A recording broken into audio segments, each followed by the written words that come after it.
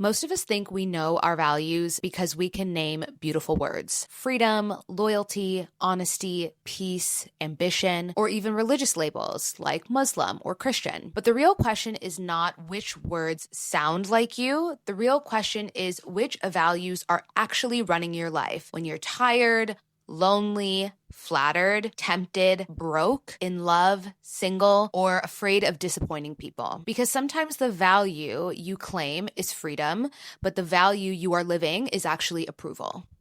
Or sometimes the value you claim is peace, but the value you are living is familiarity. Once you begin to see that, values stop being cute little words that you write in a journal once a year and start becoming a map to living your ideal best life.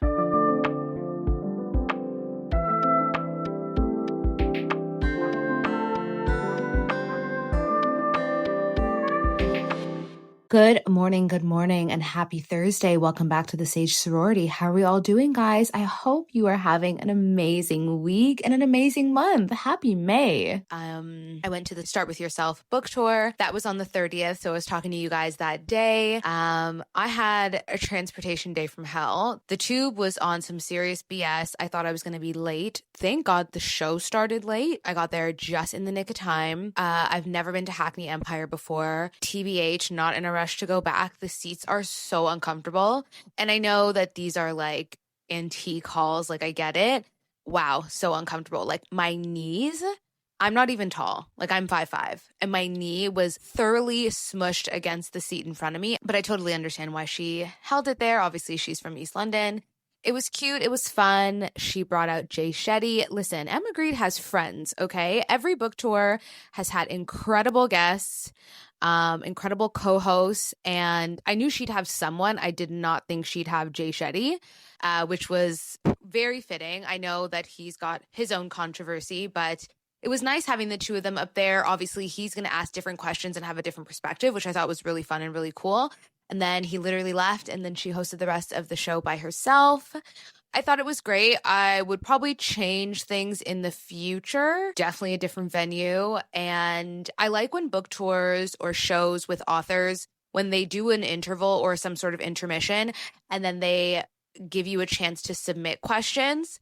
And then someone on the team like picks really good questions. And you can also like other people's questions. It's like on an app or a website or something.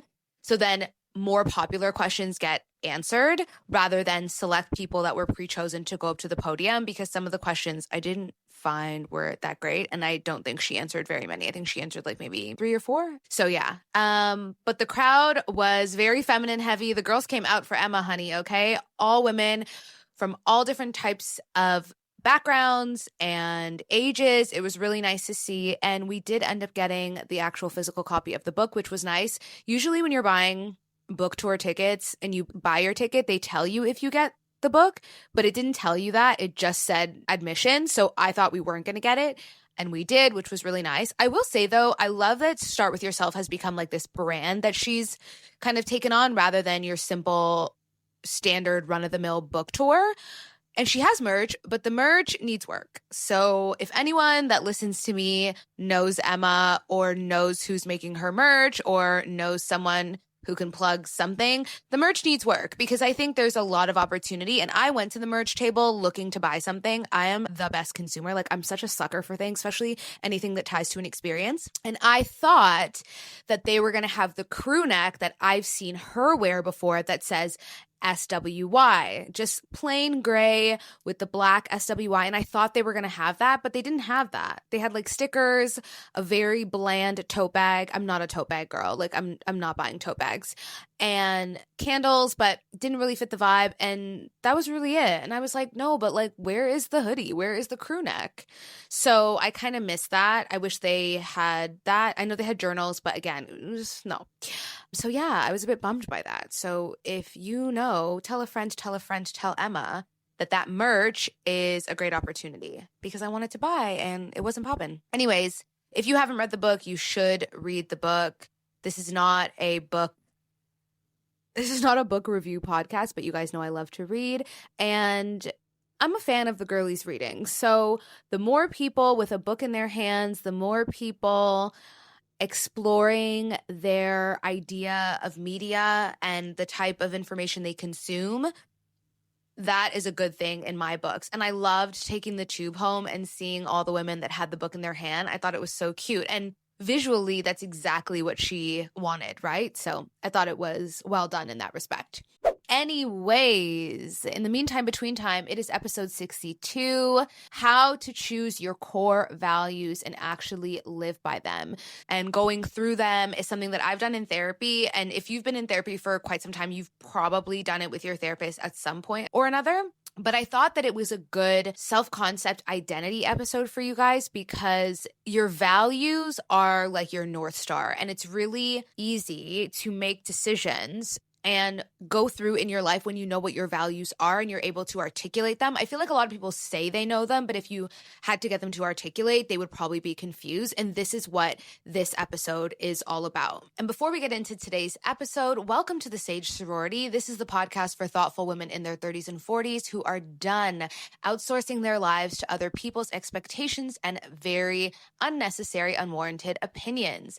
Soft hearts, strong standards. That is what we do over here. Every week, I show up with you one-on-one where your only dues are your ears, never your dignity. If you're new here, we have honest, layered conversations about friendship, identity, which is what we're talking about today, ambition, dating, womanhood, and the bigger questions most places are a little too polite to sit with. Today's episode is one I've been wanting to make for a while. We're talking about how to choose your core values and actually live by them. Not the kind that sound nice on a vision board or in your journal at the beginning of the year, but the kind that run quietly in the background of your life, whether you've named them or not. Before we get into it, if this show has earned a place in your routine, or if you just want to show us some love, it takes 5 seconds to subscribe on Spotify, Apple Podcasts, or YouTube, and please leave us a 5-star review. It genuinely helps more women find the show and dig into the type of conversations that we are having. So like I said, if you've done value work before, you are familiar with it. And a lot of writing prompts or even therapists will say something like, name your top 5 values or beliefs, the ones that drive your work and your life, because those become the anchors for what you create. And I believe it's a useful exercise, especially for work, but I think your values are steadfast in your life and are truly your North Star.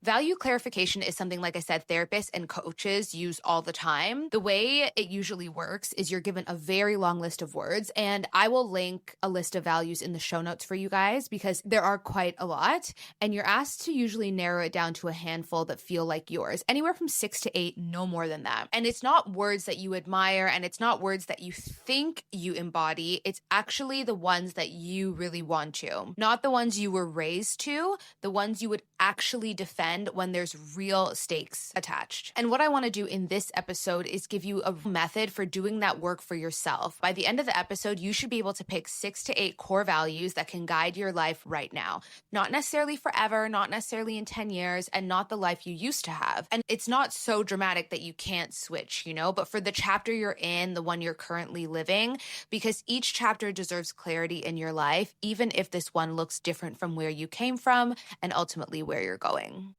So before we get into how we choose values, I just need to make sure we are all working from the same definitions. Words mean things, and it's very important that we know the meaning of things when we are really dissecting and getting honest with ourselves and where we want to be.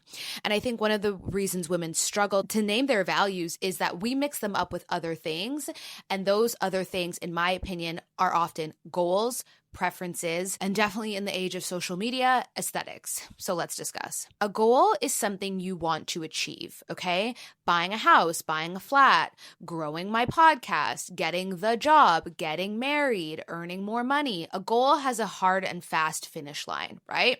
Once you get it, you've checked the box, you have achieved the goal. I want to walk 10,000 steps in a day. Done. Check. That is a goal, right? A value is the principle underneath the goal. So underneath buying a flat, the value might be stability, or it could be freedom. You could have 3 different women buying flats for completely different reasons. The flat is the goal, but the principle running the decision is the value. Basically, the meaning that is pushing you to achieve said goal, right?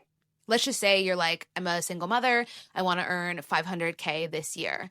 Cool. I want to earn 500K. Maybe I want to earn 500K because I want to travel more. And you want to earn 500K because you want to put your kid through private school. It's a different value system. Same goal, different value system. A preference is something that you like. A preference, if you take the suffix, is something that you prefer. You like beautiful restaurants. You like long walks. You like a quiet morning before anyone speaks to you. You like deep conversations, solo travel, niche perfume, expensive bed linens. Preferences tell you what you enjoy, but they don't necessarily tell you what you would protect. Does that make sense? I hope so. And then finally, there's aesthetic. Aesthetic, which is how something looks or feels on the surface in this context. A value is what it represents underneath.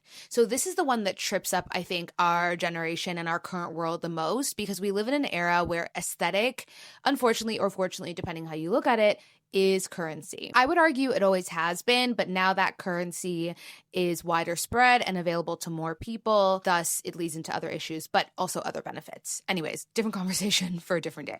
Soft life, quiet luxury, old money, clean girl, maximalist, romantic academia, all of these things are aesthetics, right? They're part of the, especially when we think of social first aesthetics, these fall into that. Whatever the mood board of the current season is, like mob wife, etc. The aesthetic is real, but the aesthetic is not a value, okay? And I'm sure most of you listening are wildly intelligent, so you're like, of course, duh. I'll give you another example, though, that I think irons it out a bit better and one that probably more people can relate to. So a Birkin bag, right? An Hermes Birkin bag could mean status to one woman. It could mean the highest of craftsmanship to another. It could mean financial stability to another. It could mean social belonging to another. You see what I mean? Another example could be like a long-term relationship. That could mean love to one woman. That could mean financially stable to another. That could mean social legitimacy to another. That could mean emotional intimacy to another. Same milestone, different motives. I hope you understand what I'm saying. So the work is not naming the symbol. The work is naming what the symbol is doing for you, because it's very easy to mistake the symbol for the value and then spend a lot of time and a lot of years chasing something that is not really for you. And I think when you know your values, this also mitigates or at least minimizes the feeling of achieving something and that heavy deflation after, where you're like, now what? Because if the through line with the goal is also your value, like we just discussed, then you will always achieve these things and have a sense of completion and have a sense of comfort. So I hate to be the bearer of bad news, but your real values are revealed by your trade-offs. Here's the part of the episode I really want you to sit with, okay? So if you're in your car, focus with me. Be safe, but focus. If you're on the tube, listen up. Your values do not typically get revealed when life is easy. Your values usually get revealed when two things you want are in conflict, or if you're sitting on your therapist's couch crying. A lot of adulthood is not choosing between good and bad. And I say this a lot.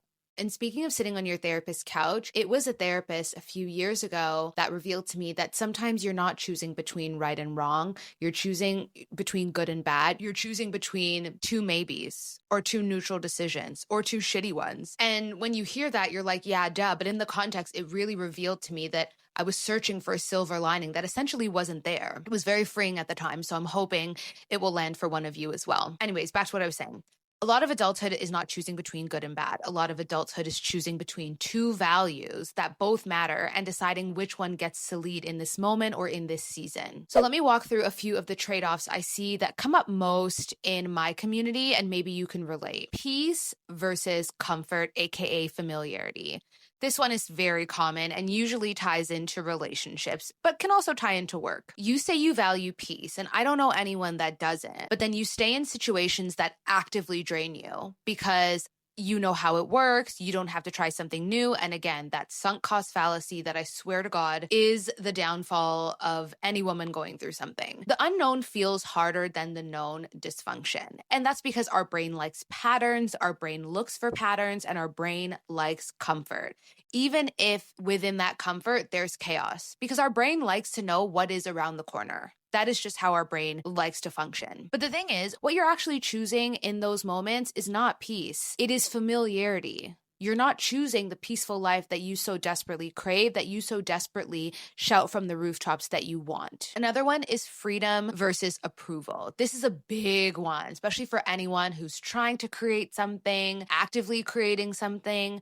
Being comfortable with being seen is a tough one, and I think it's something that is a lifelong learn.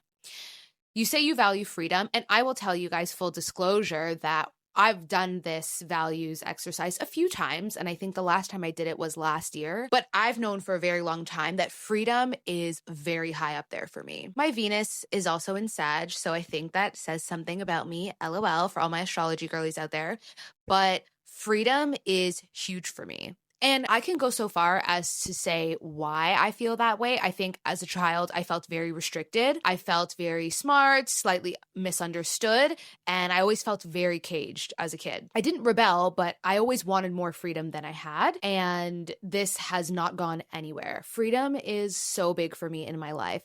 It's not that I can't commit to things, because I absolutely can, and I actually hate flakiness, so I don't see it as something like that, but I always say the best relationships give you roots and wings.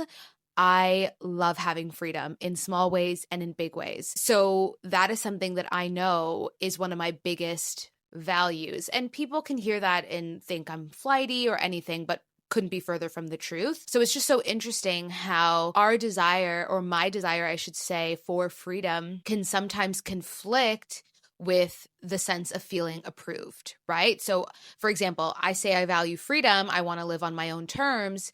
I moved cities for this. I built a career for this. I fought my family for this. But then I still clip my own wings, or I still edit myself when I'm in the room, or I still hold back, or I still soften my opinion. And I'll tell you guys, that is something I struggle with a lot, because I'm very opinionated and I've got thoughts on a lot of things. And even sometimes with the pod, I'm always thinking, what do I say? What do I not say? What do I share? What do I not share? And it's a work in progress. It's truly a work in progress, because we're socialized as women to play small, especially as Black women. So I'm sure this is landing out there for someone, because this is a very common trope, unfortunately. You know, maybe you're lowering the standard so your energy stays comfortable. Maybe you're not reaching out, saying the thing, writing the email, sending the DM, whatever. The value you're living in that moment is not freedom. It's actually just approval and safety and familiarity. Another one could be loyalty versus self-respect, right? You stay available to someone who repeatedly gives you less than you give them, because you've decided that loyalty is a virtue and you're so loyal and you're so loyal. But loyalty without self-respect is you just really like abandoning yourself,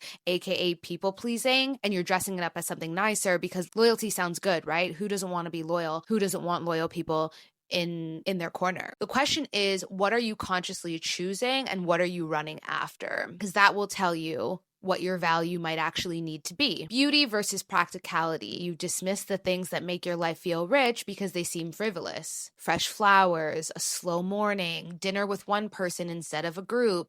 You tell yourself it's responsible to skip those things, but beauty is not frivolous. And let me say that again. Beauty is not frivolous. Beauty is one of the values your nervous system has been trying to tell you about for years. Now listen, I do not have an issue with this, but I know many women that do. And there is a softness that is directly inherently tied to having beauty as a value. And trust me, before you even let yourself get there, when I talk about beauty, that is not about vanity. That is not necessarily just absorbing and being obsessed with your face. It is about beauty in all types of life, in all aspects of your life. Truth versus belonging. You stay quiet because telling the truth might shift the dynamic. You might lose the room. You might end the friendship, or you might unsettle the relationship. So you choose belonging. But then you wonder why sometimes you feel very invisible in your own life. These are just a few examples, and the point of this section is not to make you feel guilty about any of these. We've all lived on the wrong side of these trade-offs at one point or another, or we're doing it now. The point is this: when you know the trade-off, you know the real value. So if you want to know what you actually value, pay attention to your most recent trade-offs. The thing that won is the value you're actually living by. Okay, so now we get to the practical part, how to choose your 6 to 8 values. So here's how to actually do this. You're going to want a list of values to work from. I'm going to link some in the show notes. There's literally so many of them online. You'll see words like acceptance, achievement, adventure, autonomy, spirituality, wealth, wisdom, health, purpose, safety, self-knowledge, freedom, romance, pleasure, stability, honesty, friendship, contribution. There's loads. Pull up a list, and we're going to do this in 4 passes. So the first pass, you're going to read through the whole list, and you're just going to circle every word that feels emotionally alive to you. Like when you see a word, you're like, yes. Like, yes, I fucks with that. Now, I will say, sometimes you will have words that are very similar, so just circle the ones that really speak to you. For example, you might have knowledge and you might have wisdom. You can be hyper-specific and obviously define them if you want. But I also want to clarify that just because you don't pick something doesn't mean it's not part of you, okay? We're just narrowing down, we're filtering the values that you really want to live by and that you really want to make your decisions through and as your North Star in your life. You're not going to edit yourself just yet. If a word makes your chest kind of tighten a little bit, or you get a little emotional, whatever, circle it. You're just casting a wide net for the first pass.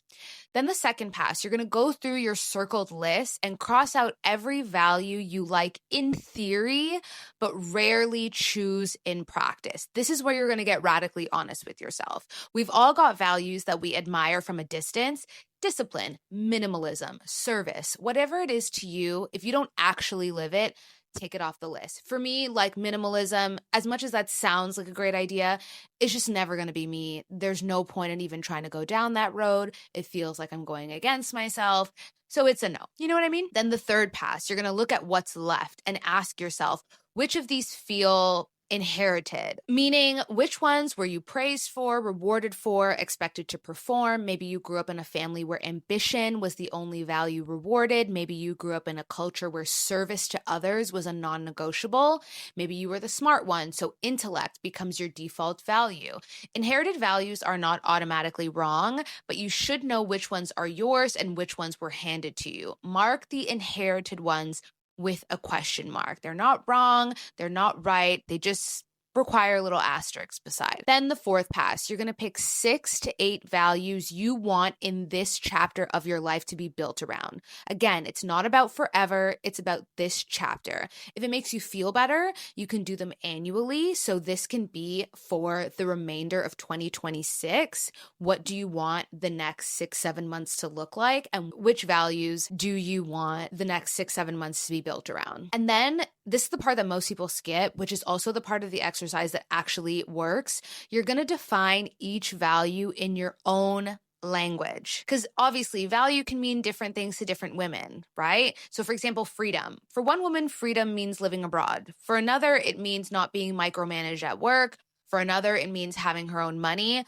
For another, it means never getting married. Freedom means different things to different people, and you are going to explain it for yourself. Even something like connection. For you, connection might mean a weekly dinner with 3 of your closest friends. For another, it might mean voice notes throughout the day. For another, it means spiritual intimacy with a partner. For another, it means a group chat that runs for years and years no matter what. For another, it can mean her family. Totally different practices, same word. So when you choose your values, write a sentence underneath each one explaining what it actually means in your life specifically. That sentence is the thing you're going to use as a filter for the rest of the work. And one last thing, do not pick 20 values, okay? The narrowing down, the being specific is the point. 6 to 8 is truly a compass in your life. Once you have like 15, 20 values, you're basically describing your personality, which is not the point.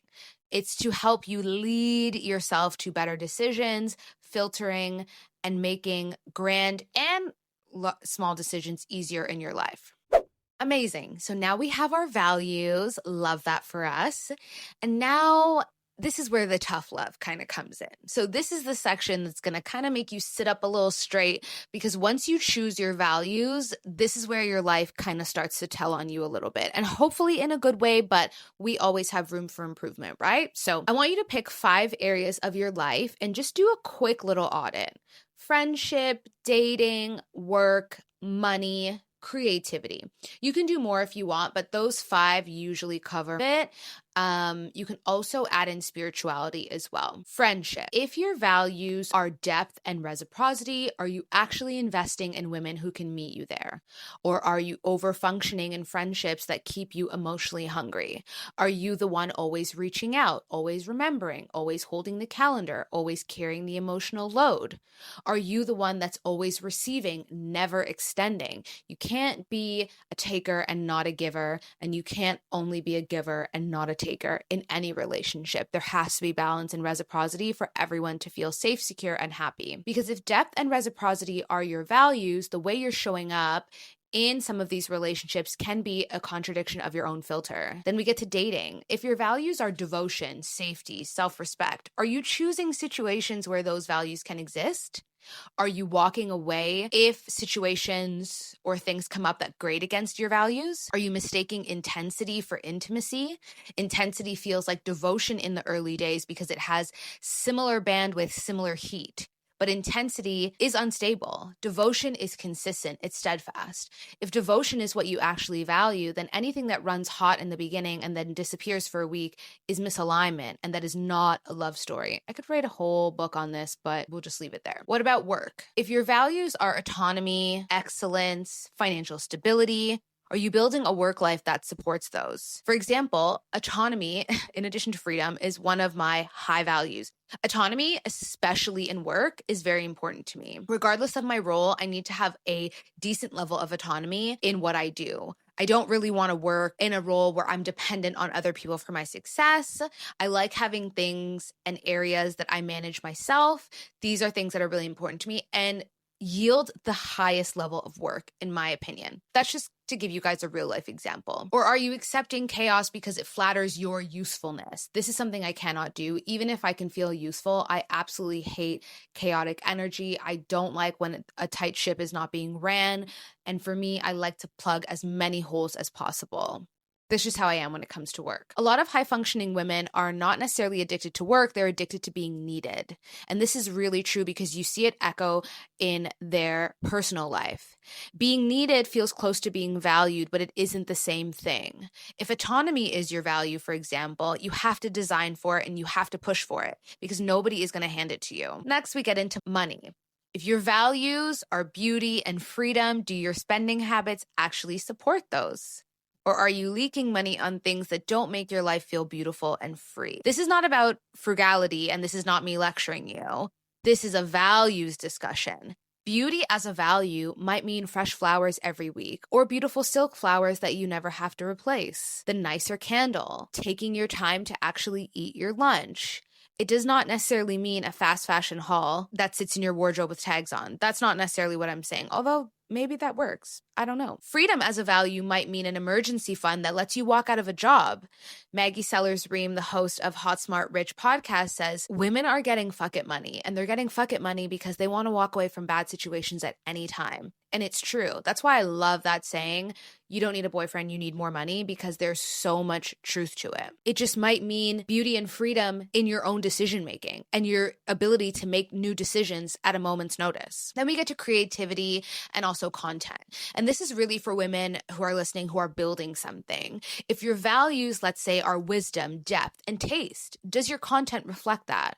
Or are you just contorting yourself into formats that make you feel cheap, rushed, generic, just to hit the algorithm?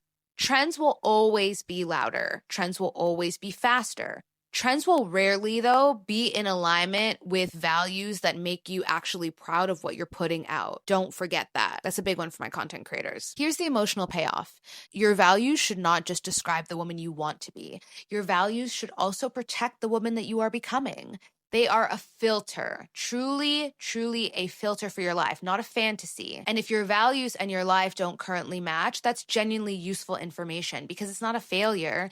It's just information that you need in order to make the next decision well. And finally, just remember that your values are allowed to change any season. The values you need at 25 are probably not the same values you're going to need at 35 and at 47. At one stage in your life, ambition might be the driving factor. At another stage, your health might have to lead. At another stage, peace. Another, financial stability. The goal is not to become a fixed, rigid person with a fixed, rigid set of values that you need to tattoo on yourself. The goal is to become an honest woman who knows what season she's in and lets her values reflect that. So some values that I actually keep coming back to right now are discernment, beauty, depth, freedom, self-respect, connection, wisdom, and financial stability. I know I also mentioned autonomy, which is a very important one as well. Discernment, because the show, the brand, and frankly, my whole adult life are about nuance. So having discernment in my life is like a life hack. I think I've always been really good at it. And as I do the show and as I grow and I read and moving abroad and all of those things, it just expands and extends my level of discernment in such great ways. And it's something that I'm able to share with others as well. It's like really important to me. Beauty, because I'm a fashion and beauty girly at heart. My life and my world has always included style and taste to some level. That's something I would never apologize for. It's something I care about a lot. Depth, because surface level building is really not for me. Small talk is a necessity, but it's small for a reason. So let's move on. Freedom, because moving countries and building a life from scratch has really shaped who I am.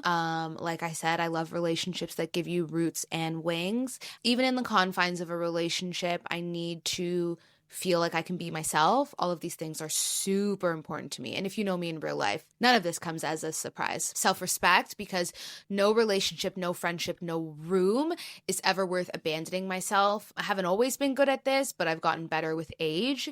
It's just harder for me to fake the funk. And I've just gotten to a point now where if I'm faking the funk, there has to be a direct positive impact pretty immediately. If not, I have to go. And it's also because I believe in myself and I know that this world is abundant, this life is abundant, and there's never just one thing. There's never one man, there's never one opportunity, there's never one book, there's never one call, there's never one job, there's never one connection. There is more. And that doesn't mean you are not grateful for what you have and you're not a good steward of the gifts and or blessings that are bestowed upon you.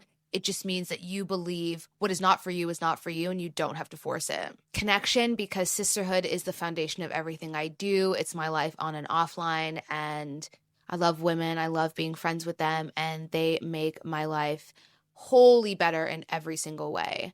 Wisdom, because Sage is literally the name. Hello. Being wise is such a life hack and I love it. And wisdom comes from a life well lived and doing the wrong thing, doing the bad thing, fucking up. And I want to have a life well lived. I want to bestow that knowledge and that wisdom to my niece and my nephew and have that for them like people had it for me. Financial stability, because creativity, romance, community, and pretty much every fucking thing in life is easier to enjoy when the bills are paid and the lights are on. So financial stability, financial abundance, I would even change that, is always the name of the game. I am a Capricorn and I've got like 5 planets in Capricorn, guys. So when it comes to the money, honey, it's always front of mind. So these are mine. Of course, they might shift by the end of the year. They might shift in 2 years, 3 years, 5 years, whatever. That is completely allowed. But I hope it gets your mind going about some of your own values. If you've been listening to this episode and you've quietly realized that you keep making the same decisions in different times, in different friendships, in different outfits, in different situationships, that is exactly the kind of work that we can unpack in my girl chat sessions. The cost of not naming what you actually value is that you'll keep making decisions from guilt, fear, old loyalty, old downloads, old identities, and someone else's expectations. And every one of those decisions costs you time that you cannot get back. So let's have a chat and help you get to the decision underneath the noise. I want you to actually know what you're choosing and why. We'll name your values, we'll audit the areas of your life that aren't really aligned with them, and we can create a plan that actually changes what's next with timelines and check-ins if necessary. All the details are in the show notes, and I hope to hear from you soon. Okay, so that's it. That's your homework this week. You're going to pick your 6 to 8 values. You're going to go through the passes. You're going to write a sentence that defines what they mean for you specifically. Then you're going to choose one area of your life, just one, and ask yourself honestly, does this area those values, or does it reflect fear, habit, approval, convenience, old conditioning, et cetera, et cetera. Also, if you want some journal prompts or just some kind of brainstorm while you're on your hot girl walk prompts, try mulling over these questions. Number 1, what value do I keep claiming but not actually practicing in real life? Number 2, what value am I embarrassed to admit matters to me? That's so good. I love that. Number 3, what value did I inherit that I no longer want to live by? And number 4, what value would make my life feel more honest if I let it lead? And finally, number 5, what decision becomes super obvious the moment I stop pretending I don't know what matters? I really hope that this helps, guys. DM me your values on Instagram and tell me how you're trying to live more honestly this year. I would love to keep the conversation going because I feel like values is so tea, and I just don't feel like we're talking about this enough. I also feel like maybe this is a little bit of a conversation at the beginning of the year, but guys, we need to be checking in with ourselves throughout the year. We are about to hit the halfway mark. So, we get ahead of things here. So instead of waiting until July 1st to talk about this, let's talk about this on May 7th. You feel me? If this episode landed for you, you know what to do. Leave us a cheeky 5-star review on Apple Podcasts or Spotify because I'm a 5-star chick. If you're a Spotify girly, leave us an episode comment. We love to see those. And of course, subscribe on YouTube if you haven't already. Guys, we haven't even hit 100 subscribers on YouTube. I need you guys to go on your phone right now and subscribe to the Sage Sorority on YouTube. Come on now. We're uploading shorts. Our video episodes go there. I need you guys to subscribe. So please do that. It literally takes 5 seconds, and this is how we grow the show. Anyways, thank you for being here. I love you guys so much. Take care of yourselves. Take care of each other. And I will talk to you next week. Bye.